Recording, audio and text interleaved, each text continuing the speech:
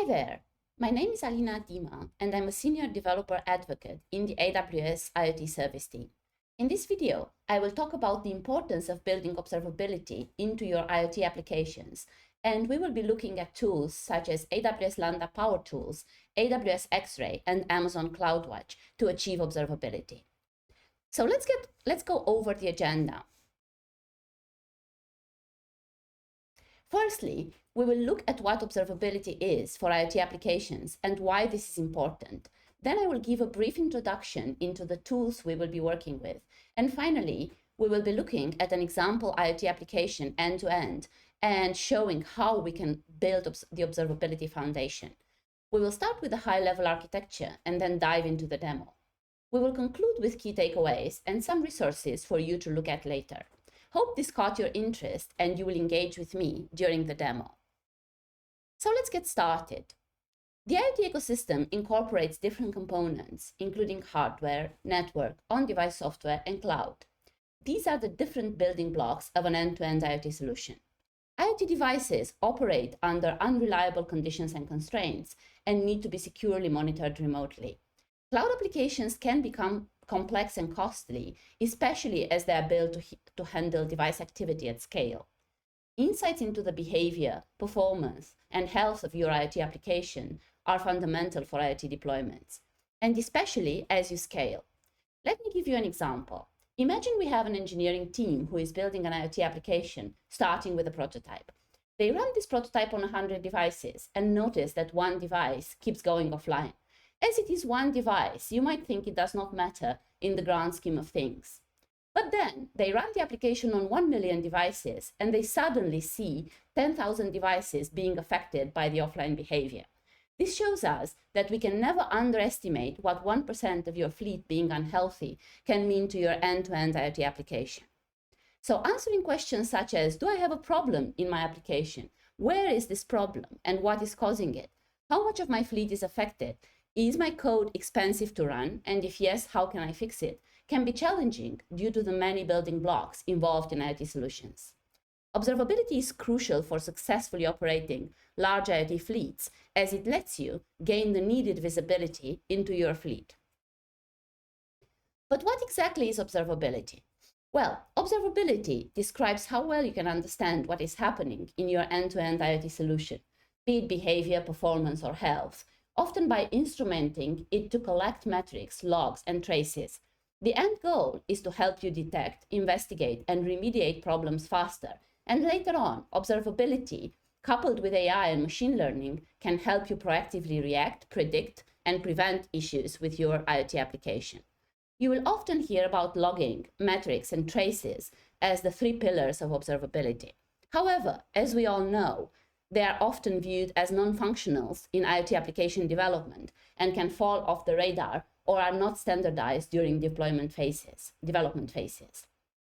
This demo is going to show you how to leverage open source tools such as AWS Lambda Powertools in a fully functional IoT application to ease the adoption of best practices for modern application development and integrate services such as AWS X-Ray or Amazon CloudWatch to achieve end-to-end observability.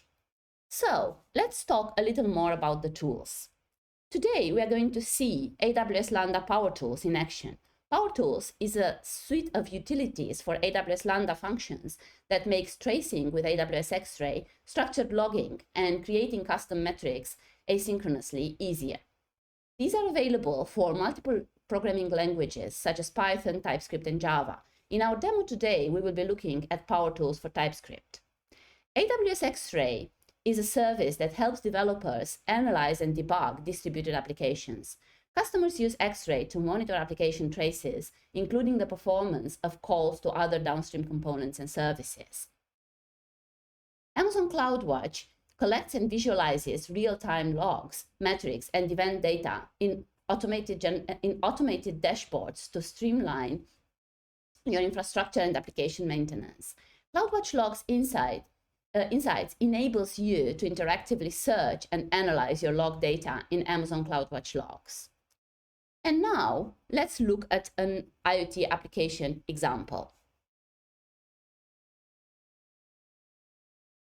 We are dealing with an IoT application that collects activity events from elevators.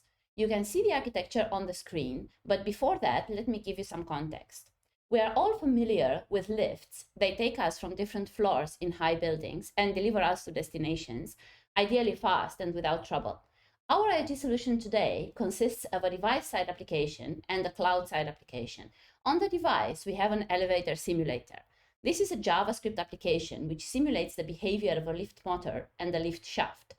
The simulated lift goes from floor to floor and reports as it moves the change in position, speed, current floor, and direction. When a lift run from start floor to target floor is completed, this is also reported. The MQTT client running on the device is implemented with the AWS IoT v2 SDK for JavaScript and ensures that the device is connected resiliently to AWS IoT Core and that data is being published on event. We're going to see this later in the demo.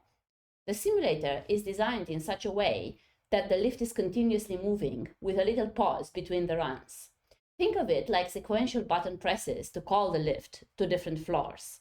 The number of floors in the building are configurable in the simulator, but at the moment they are set to 18 floors, from the ground floor to floor 17. As you can imagine, as the simulator keeps moving, there is a lot of data being published. The simulator runs in a Docker container, and the Docker configuration ensures the resilience of the application runtime. That it starts when the operating system reboots, and that it restarts on crashes, etc. For the purpose of the demo, I'm going to run 20 containers, all of which will connect as different AWS IoT things to AWS IoT Core. This brings us to the cloud-side flows. Here, we have 3 flows of interest, which are marked with different colors on the diagram that you can see on the screen: yellow, green, and magenta. The yellow flow happens on every MQTT connect. And this will be the flow we will be mostly looking at in AWS X-Ray. On every MQTT connect, the cloud application needs to retrieve elevator metadata from an external system simulated in our architecture via a component called third-party mock. This mock is built using the Amazon API Gateway and an AWS Lambda function. I have left the architecture of the mock out of this diagram for simplicity. The important aspect is that there is a random generated delay in response from the mock, so that we can simulate service SLAs and potential failures in the third-party data retrieval service. We will see this in our X-ray traces. Once the MQTT Connect event arrives, it is picked up by an AWS IoT rule, which asynchronously invokes an AWS Lambda function, which calls the mock, gets the data, and stores it in Amazon DynamoDB. So this is the first flow, and the one we will be looking at mostly in the demo. The second flow, marked in green, ensures the successful ingestion of the elevator simulated activity events, speed changes, position changes, direction changes, etc. into Amazon OpenSearch and making them available via Kibana for visualizations. We will also look at this a little later. Data is sent from the IoT rule into Kinesis data stream as a destination for Kinesis Firehose, which will run a little transformation AWS Lambda function just for simulation purposes, and then ingest the data into Amazon OpenSearch in batches. The third flow is the foundations of a REST API to retrieve third-party elevator data from DynamoDB using an AWS Lambda function. All these components are using AWS Lambda and integrate AWS Lambda Powertools for TypeScript for standardization of logging, tracing, and metrics. Traces go to AWS X-Ray, logs and metrics go to Amazon CloudWatch. Now, let's run the demo. The first thing that we're going to do is start the lift simulator with 20 application instances. We're going to look at the data coming from the 20 lift simulators, and we're going to be doing this in the AWS IoT Console. So let's kick off our demo. To start the 20 containers, I will be using a bash script that builds my Docker image and runs the application instances.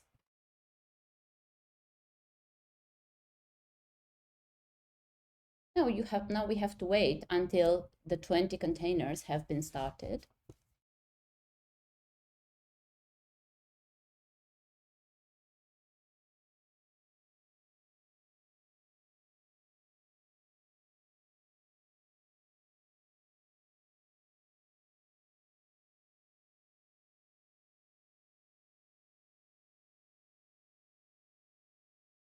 Okay, so now that the 20 containers have been started, we can copy a container ID and we can look at the log files to make sure our application started successfully.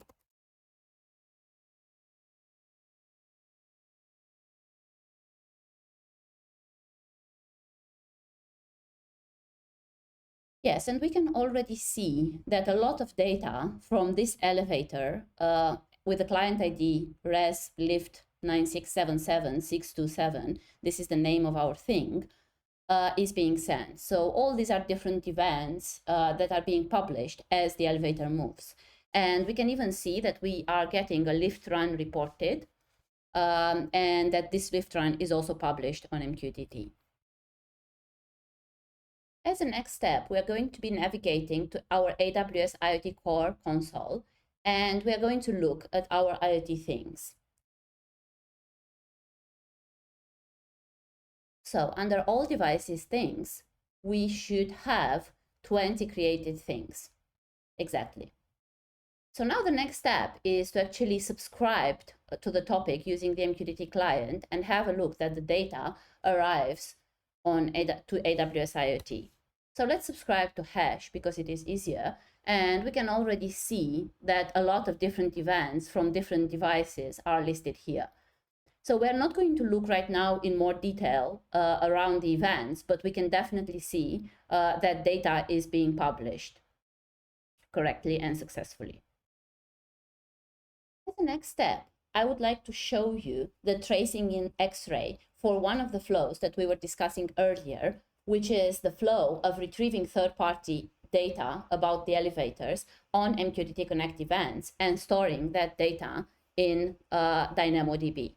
So let us navigate using CloudWatch to the X-Ray console. So first we open CloudWatch. And then we can actually have a look under service map. Because the MQTT Connect events already happened quite a while ago, we should set our search for about 15 minutes to make sure that we're getting all the traces. So as you can see here, the actual service map is quite complex because it displays at once all our different flows, right? So if we put this into perspective here so that we can see the correct thing, we should have a look at the flow that we actually care about. So the flow we care about is the one that stores data in DynamoDB after calling a third-party mock. So this is probably, from the looks of it, it's probably this flow, right? Starting from the client here and calling the mock via the API gateway and publishing the data in DynamoDB. You can already see that this function here is a little brown. The reason why this function is brown is because the API gateway calls fail. As I mentioned earlier in the architecture description, this mock actually mimics different SLAs, and at times data is being returned via the mock a little later than the 29 seconds timeout of the Amazon API gateway, so that we can simulate the errors that you can see here.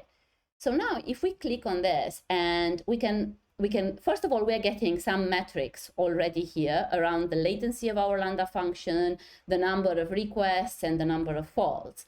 We will look at the code that actually helps generate this service map and helps generate these metrics and the CloudWatch logs towards the end of our demo when we're going to be examining the code. But for now, let's have a look at the traces and let's examine them in more details.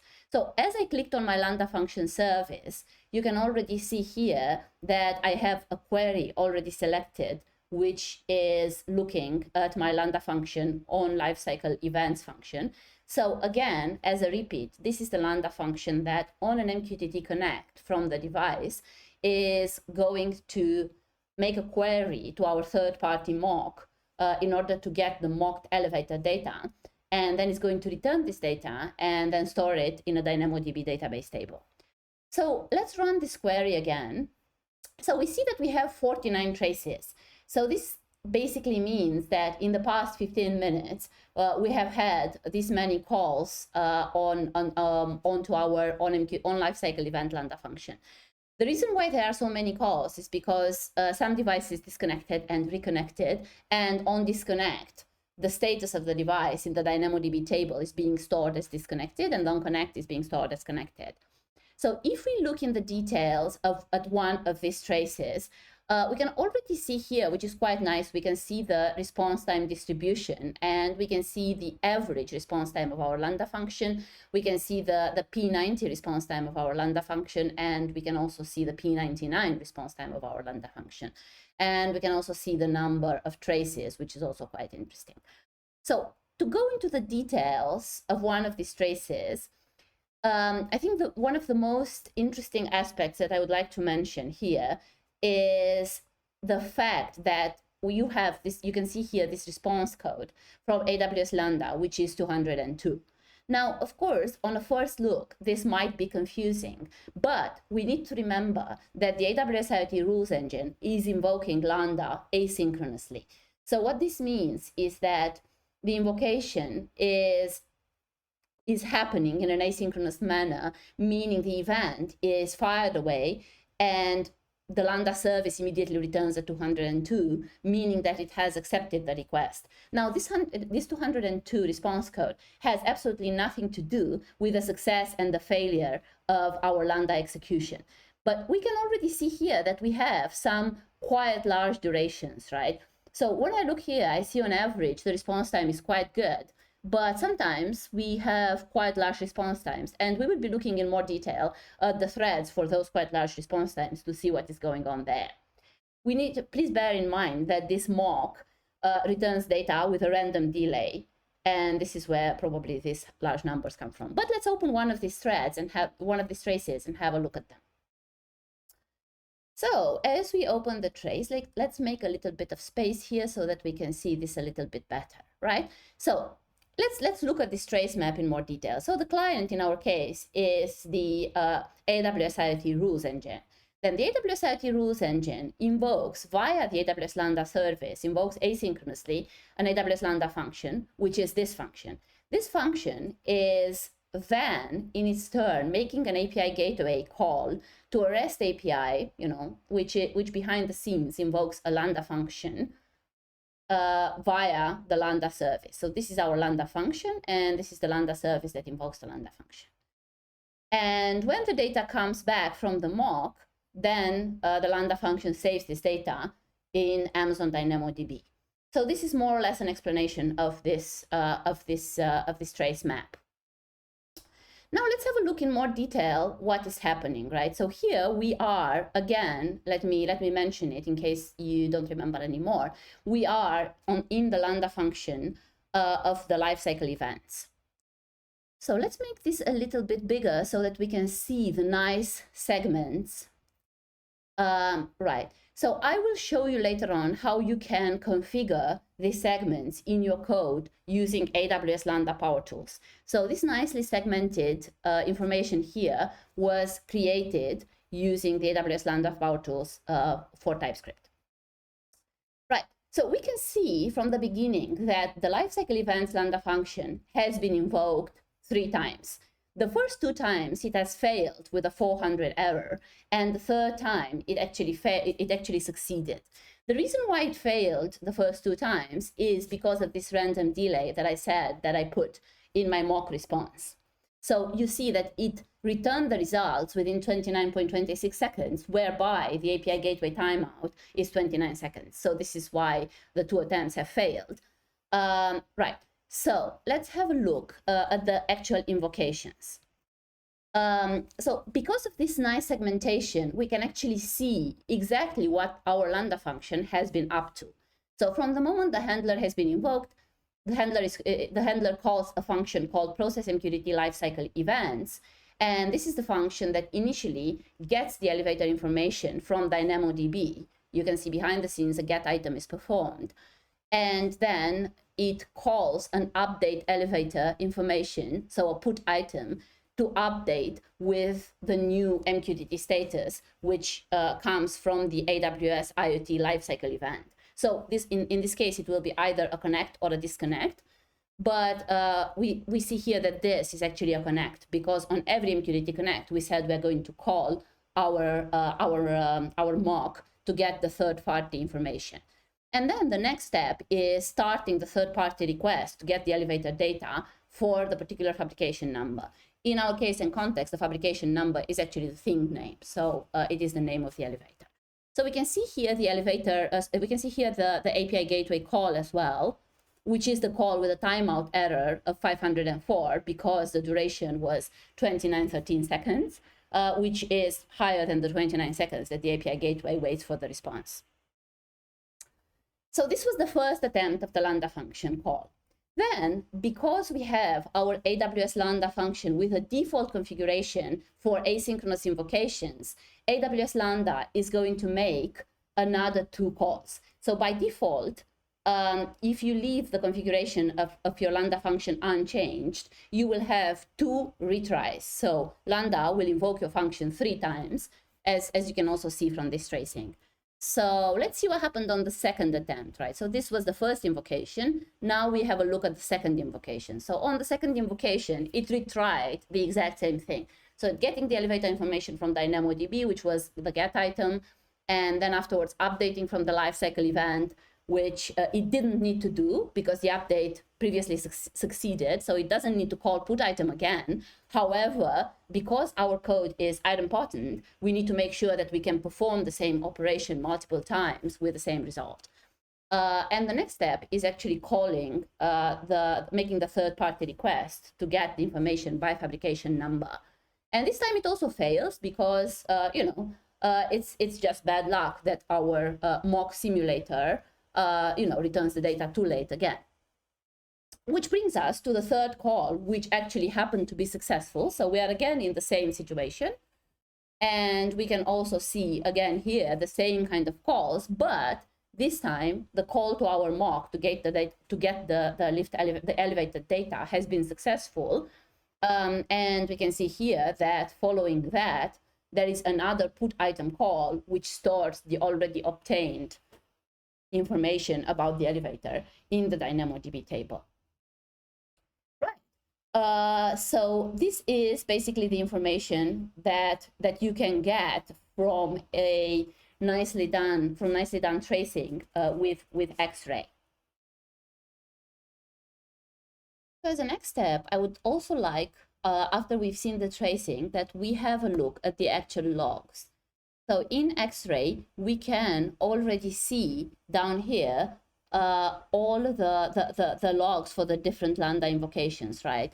And I will not go through all the logs in detail, but what I do want to show you is a little bit the structure of these logs, which has been achieved using, like I said, AWS Lambda Powertools for TypeScript. So you can see here that in the logs, you see if the request was, if it had a cold start, or if the Lambda function was triggered warm, so it wasn't the first invocation of the Lambda function. You also can see here all the details around the memory size being used, the function name, the function ID, the level, and the message that I set up in my logger in the call, and so on, including the X-Ray trace ID.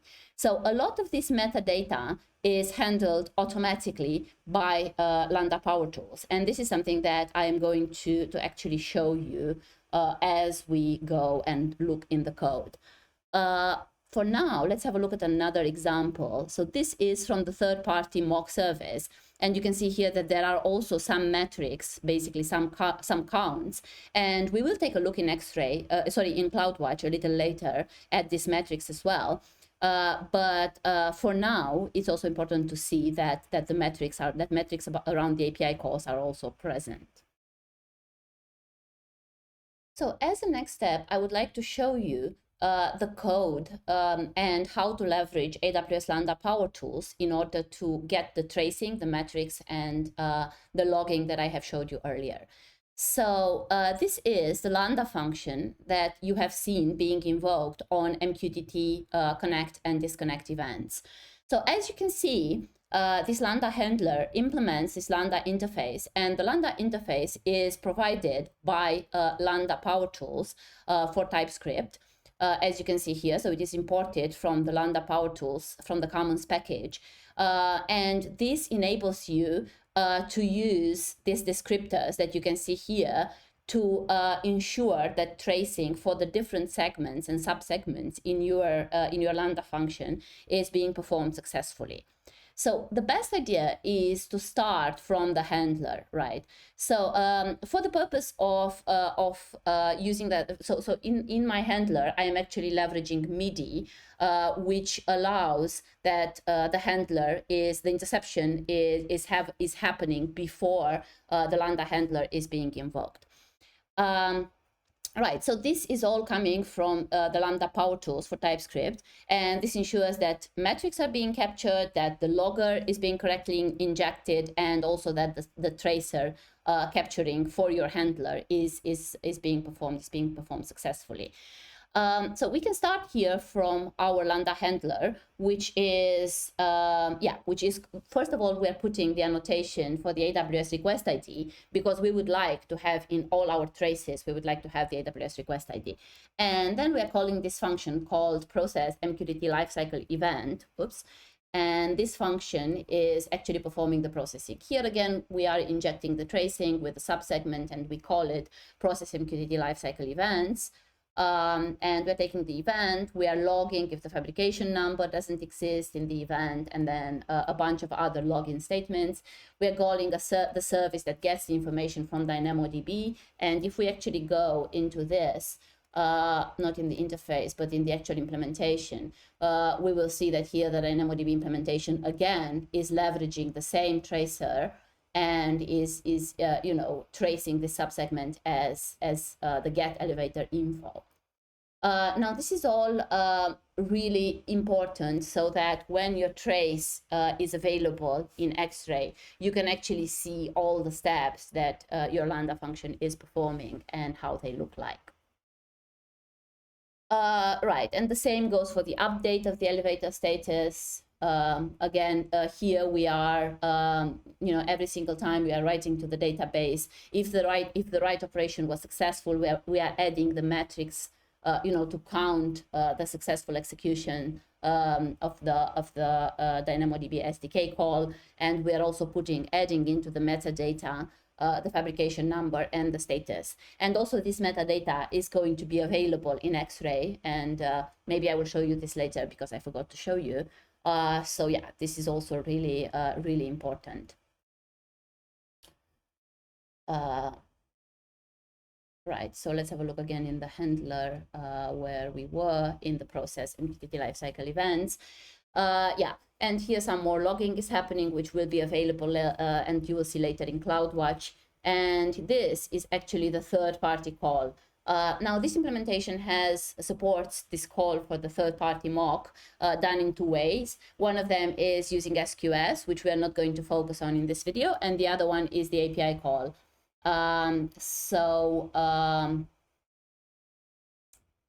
Yeah, so let's have a look at the API call one. So let's click here and open the API call one.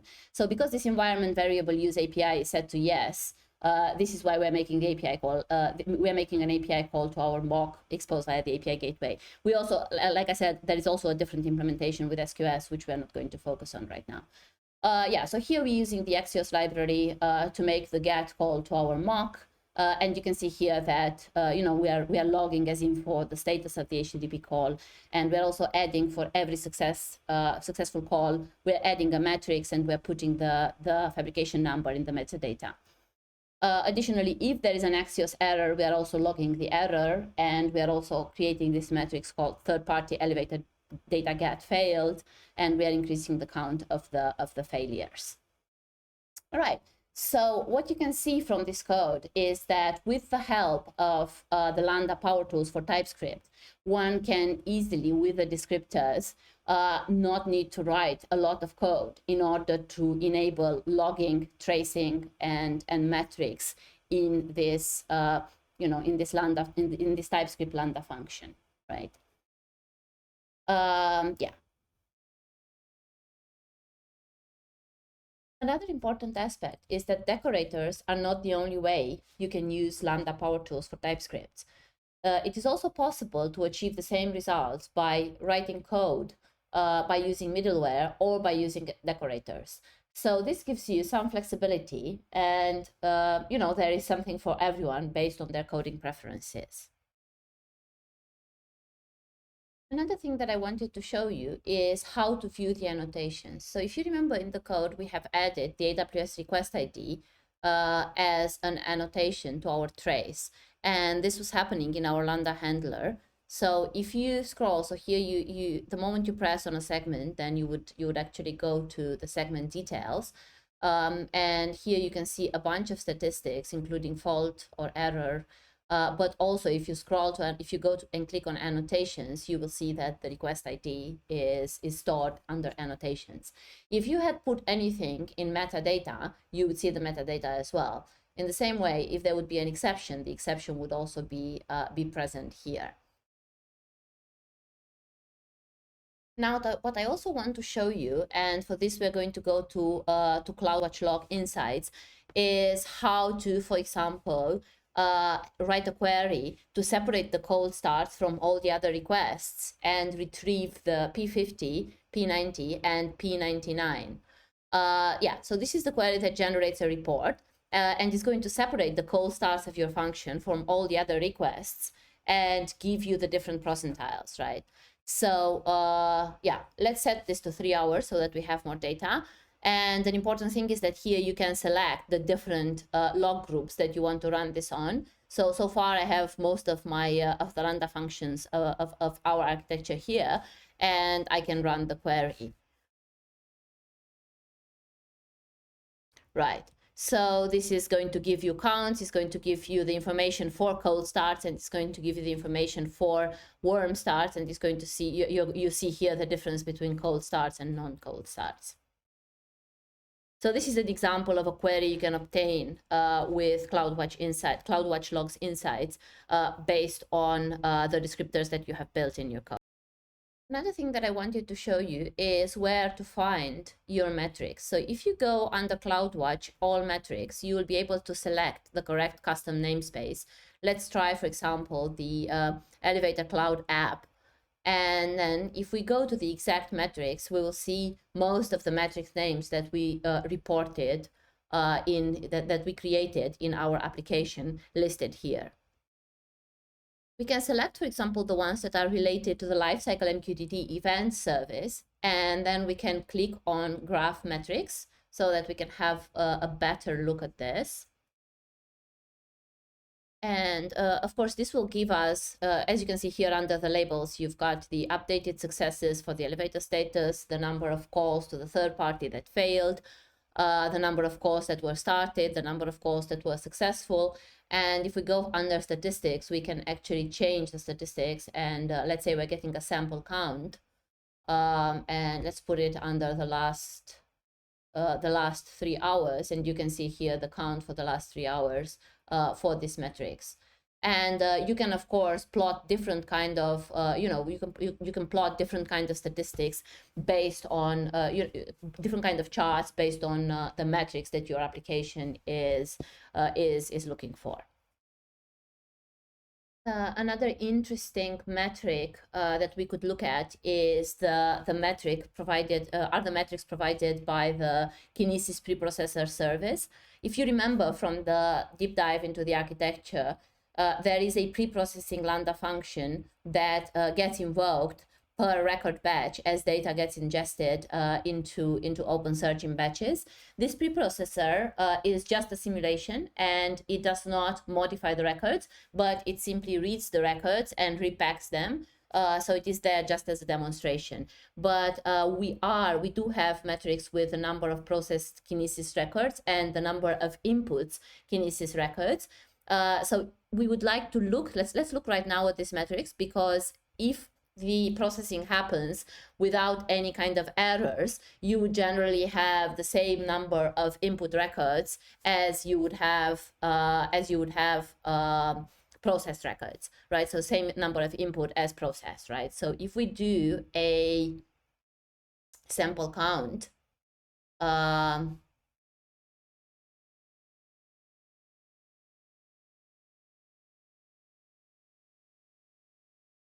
Yeah, because the colors are overlapping, it's not 100% visible here, but you actually see that you have the same curve pattern for the processed inputs as you have for the process kinesis records. So the number of input records and the number of process kinesis records are looking the same, which is a good thing because it means that our preprocessing Lambda function has not encountered any errors. Now, if we go back to our service map, perhaps it would be interesting to also have a look at this processor Lambda function. So let's make the processor Lambda function a little bit bigger. And if we click on the actual Lambda context and we can go to view traces. Yeah, and again here, the service query by the service name and the type is already pre-populated, and we see already here the 1,000 traces received. Again, via the same pattern here, the response code is 200 with every Lambda execution, which means that the kinesis records that came as an input had been successfully processed. And you can also see the response time and the duration of the Lambda function execution. Now here the durations are not very large because, like I said, this is just a dummy preprocessor. So it doesn't really do very much, but take an input and turns it into an output without doing any real-time processing. But if we open one of these traces, we can have a better look at what's happening here. And we also see the log file below as well for this processor. So here you can see already my login statement with the processing completed and the successful number of process records, which is 21. So yeah, and again, you can see all the extra metadata that is added to the login statement, benefit of leveraging the Lambda Powertools. This concludes our demo today, and as a next step, I'm going to walk you through the key takeaways, and we're also going to look at some resources that are going to help you learn and understand a bit more about Lambda Powertools and about X-Ray and CloudWatch. So in the video today, we have looked at observability as an important part in IoT applications. We have gone through examples of an IoT application making calls to third-party systems, and we have created and examined the traces of these calls. We have looked at metrics, and we have looked at CloudWatch logging and CloudWatch insights. Metrics, logging, and tracing are the key pillars of observability. If you're using AWS Lambda in your IoT applications, you can leverage AWS Lambda Powertools to easily set up logging, metrics, and tracing. With AWS Lambda Powertools for TypeScript, you can set this up by using either decorators or by using code or by using middleware. If you would like to learn a bit more about Lambda Powertools, you can have a look at the Lambda Powertools documentation in GitHub. Lambda Powertools is open source, so you can also have a look at the roadmap and contribute. In order to understand better the patterns of invoking Lambda asynchronously from the AWS rules engine and how to look through the traces using X-Ray, you can have a look at the dev.to IoT Builders blog post, which is linked in the presentation. Additionally, for more information about CloudWatch and X-Ray, you can check the AWS documentation.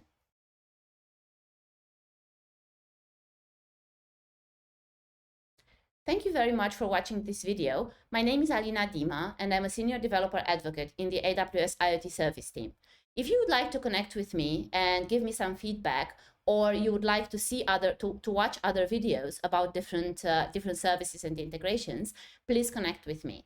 If you scan this QR code, you will also see links to a dev.to blog channel, which is created by the AWS IoT Developer Advocate team, and a link to YouTube, to our YouTube channel called IoT Builders. Please subscribe to this YouTube channel if you would like to have access to more videos coming from our team. Thank you very much again, and have a nice rest of the day.